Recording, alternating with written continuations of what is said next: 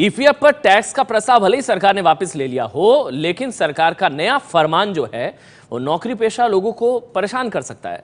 दरअसल श्रम मंत्रालय के तहत आने वाले कर्मचारी भविष्य निधि संगठन यानी कि ईपीएफओ से अब 58 साल की उम्र से पहले नौकरी छोड़ने वालों को पीएफ में कुल जमा रकम का आधा ही निकालने की इजाजत होगी। यानी कि 58 साल की नौकरी अगर पूरी कर लेंगे आप 58 साल की उम्र, तो फिर आप पूरा पैसा निकाल पाएंगे। प्राइवेट सेक्टर में नौकरी बदलने का चलन है। अभी तो आप नौकरी छोड़ने के बाद 2 महीने के भीतर 80% तक रकम ईपीएफ खाते से निकाल सकते हैं, लेकिन ईपीएफओ के नए नियमों के मुताबिक अब ऐसा नहीं होगा।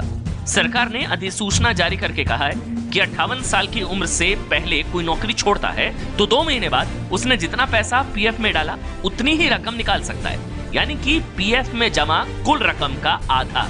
आज की तारीख में कर्मचारी के वेतन का कम से कम 12% ईपीएफ में जमा कराना अनिवार्य होता है। इतनी ही रकम कंपनी भी जमा कराती है, लेकिन उसमें से 3.67% पीएफ और 8.33% पेंशन फंड में जाता है।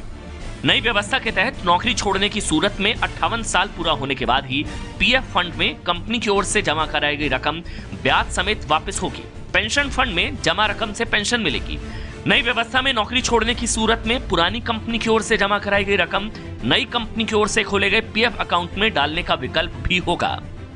सोशल सिक्योरिटी को ध्यान में रखते हुए वो जब एक बार पूरा विड्रॉ नहीं करना चाहिए और उसकी सामाजिक सुरक्षा के लिए ही उसके हित में रखे हुए वो जो है कंडीशन लगाया गया है, लेकिन ये कंडीशन वर्कर्स के हित में, उनके परिवार के हित में ही रहेगा।